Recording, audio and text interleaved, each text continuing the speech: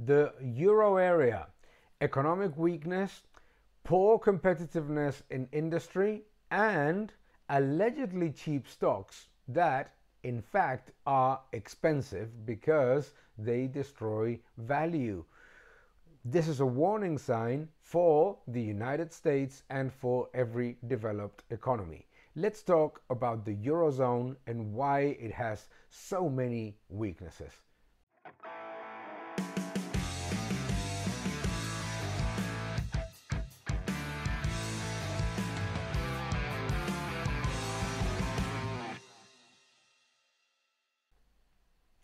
Hello everyone and welcome to my YouTube channel. Thank you very much for following. Thank you very much for subscribing, leaving your comments below, and also for giving a like to this video. We have discussed on a number of occasions about the weakness of the euro area, and we have talked about the monetary imbalances, the weak PMIs, why the economy doesn't grow despite massive monetary and fiscal injections, etc. But it's important to understand why all those things are simply not working. Let's summarize it and then expand. Central planning, my friends, does not work.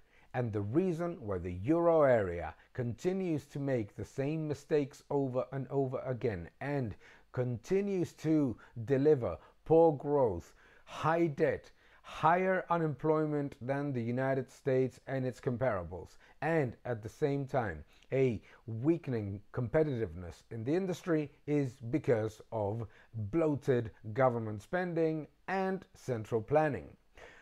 You may say that the euro area has important elements of social protection and very significant policies that give good services from the public sector to citizens. Yes, absolutely, that is part of what happens. But government spending is not just healthcare and unemployment benefits. Many of these things actually work against growth. For example, way too generous incentives in unemployment and way too high cost of hiring makes the euro area have a much higher level of unemployment than the United States. Many of the elements of protection are actually not protecting at all. For example, furloughed jobs. You remember that in the pandemic, many analysts hailed the euro area and the European Union as the solution and talked about how the policies of furloughed jobs and the policies of enormous levels of government spending were actually helping the Eurozone navigate the pandemic better and expected the euro area to grow faster and better in the future than the United States. It didn't happen. And it didn't happen because central planning doesn't work. The EU Next Generation Fund is an absolute train wreck. It is not generating higher growth, certainly not higher productivity growth, and clearly not the leadership in technology that the euro area and the European Union were expecting. For a very simple reason, because it's directed by politicians. It is not bottom up, it is top down, and top down never works. More importantly, the EU Next Generation Fund adds to the Juncker Plan and the Growth and Jobs Plan of 2009 to the list of very unsuccessful big stimulus plans that never really work. What do they leave behind? A trail of high debt, low productivity growth, and very poor growth. There is another important element in the euro area weakness, which is uncompetitive energy policy.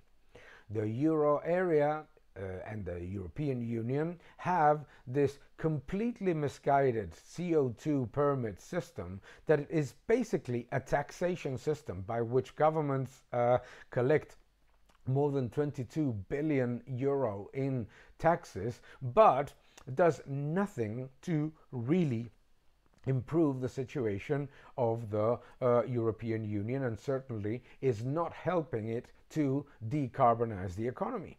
Why is it not helping it to decarbonize the economy? Because at the same time, the misguided decision to close nuclear plants and to put even more brakes on the development of local and domestic resources is making the euro area and the European Union much more dependent on Russian gas, on coal now, and also on China because of rare earths and other metals and the components that are required for renewable energy. The euro area and the European Union continue to throw industry away from the economy and has been mostly, both of them have been mostly supported by the services sector. However, the services sector is now in contraction. And why is it in contraction? Because we talked about fiscal policy, way too high government spending, way too large stimulus packages that don't deliver real economic growth, and certainly no multiplier effect at all. What is the flip side of that? A completely incredible and unjustified monetary policy. The European Central Bank balance sheet weighs more than 50% of GDP, whilst the Federal Reserve's balance sheet weighs about 30% of the GDP of the United States. Not just that, but all of the programs that the ECB has implemented, the anti-fragmentation programs, etc., are perverse incentives that are making the weak economies continue to bloat their deficits and continue to increase their imbalances instead of being more prudent. Therefore, basically, the more how do they call them? They call them the frugal countries, the more fiscally prudent countries, are basically paying for the enormous imbalances generated by the fiscally irresponsible governments. So instead of being a system that allows economies to converge by getting the best out of each other, it is a system that goes and drags everyone to an average minimum level. And that average minimum level is not dictated by the strongest economy, but by the weaker economies. So that it's no surprise that Germany's industry is now in a complete shambles, because it doesn't have cheap energy, it doesn't have positive regulation that allows the industry to flourish, and on top of it all, it has a continued level of weakness coming from the subsidization of the industries that are in trouble and the fiscal penalization of those that are actually thriving. Because if you increase taxes for those sectors that are thriving and you increase them massively, in order to subsidize zombie sectors, you zombify the economy.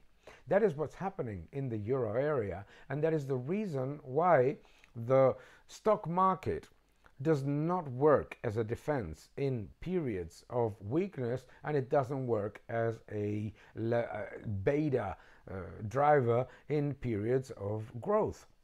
The composition of the indices is also very important. Instead of having large technology giants, what they have basically is rent seeking and already mature sectors, banks, utilities, old telecommunication companies that basically don't generate returns above their cost of capital. A lot of zombie companies are big components of the indices. What is a zombie company? A zombie company is a company that does not generate returns above cost of capital and at the same time is unable to cover their interest charge. So the real problem of the euro area is that it's constructed from a bull market perspective.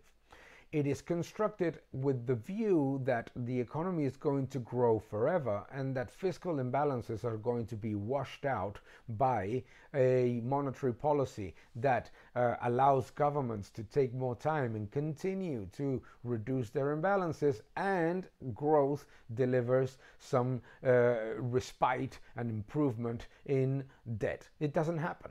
And it doesn't happen because fiscal policy is negatively affecting those thriving sectors. That is one of the reasons why so high taxes are making the euro area and the European Union fall way behind in technology.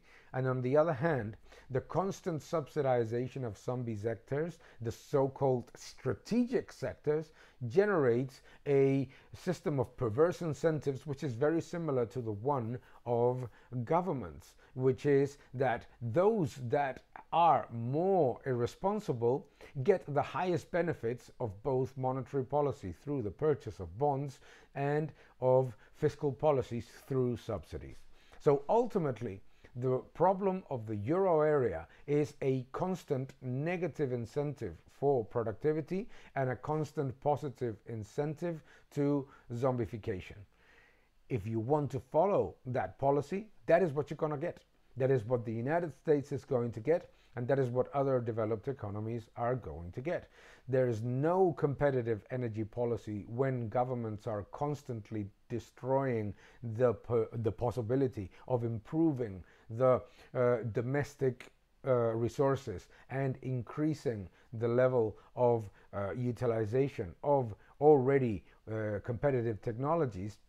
And there is certainly no improvement in industry and in productivity growth when governments are inadvertently maybe with good intentions, but constantly subsidizing the zombie companies to massively increase the taxes on the high productivity sectors. It's no wonder then that they don't have technology giants, and that they are fallen behind in energy, they're fallen behind in technology, and they're fallen behind also in industry. It's no wonder that in the middle of the largest stimulus package in the recent history, plus a central bank that continues to be accommodative with the anti-fragmentation tools, plus the tailwind of commodity prices that remain well below the levels of the spike in 2022, and all of the positives of the improvements that should come from those enormous investments of the EU Next Generation Fund. With all of those factors, the euro area is in stagnation. And the other day, somebody was saying that the ECB needs to choose between inflation or growth. It's a completely false dilemma. Why? Because it's not choosing between growth and inflation. That's a completely false dilemma. There is plenty of growth without inflation in high productivity economies. What it is choosing is between stagflation and stagnation. And that is the problem. The problem is that the euro area continues to penalize high productivity, and fiscal and monetary policy are not helping to change that. That's why buying equities in Europe is always disguising the reality of those companies that generate very poor returns, or the vast majority, or at least the big components of the index, very poor returns relative to their cost of capital with very low multiples. So Europe is always cheap, and it's allegedly a value play, but it is not cheap when you are destroying value relative to your cost of capital. Furthermore, it is cheap for a reason, because it destroys value. Keep defending freedom. Thank you for watching this video. Please subscribe to my channel, like my videos, leave your comments below, and keep defending freedom. Thank you very much.